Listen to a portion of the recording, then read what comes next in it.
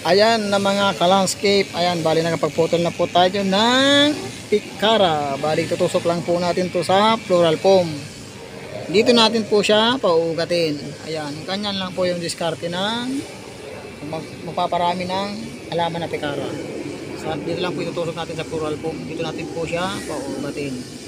Ayan mga ka-landscape, napaka-basic lang po nito na magpaugat ng halaman na pikara. Ayan, sige po mga ka-landscape, kasi po ito babawasan muna natin to ng dahon kasi masyadong makapal po yung dahon niya, kailangan bawasan natin kasi ganyan po to diskarte ng pag magtutusok po kayo ng halaman, kailangan bawasan nyo po ng dahon para maglagas man siya, kasi nagiging lason din po to sa sa halaman na pinapaugat natin.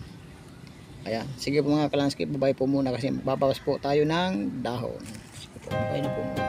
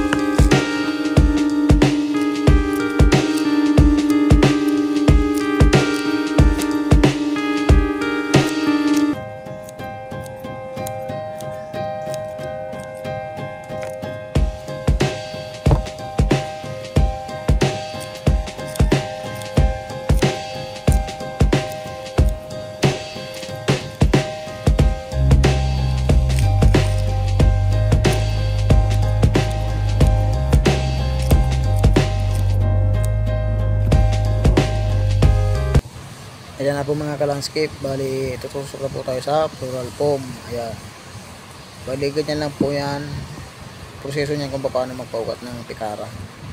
Ayan mga ka-landscape, napaka basic lang po yan, madali lang po yan paugatin dyan sa floral foam.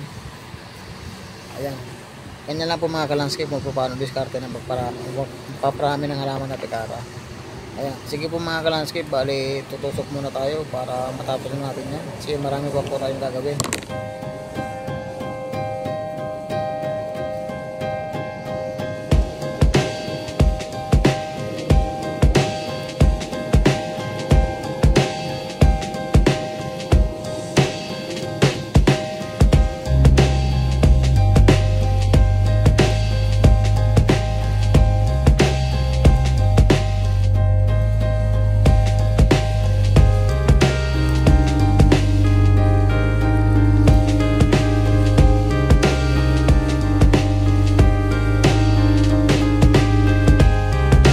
Mga ka-landscape, bali tapos na po tayo, nailagay na rin po natin sa mga plastic na ano lang po yan, disposable na mineral water. Ayun, kaya po ganyan lang po yung proseso niya kung paano mabilis magparami kagad ng mga halaman.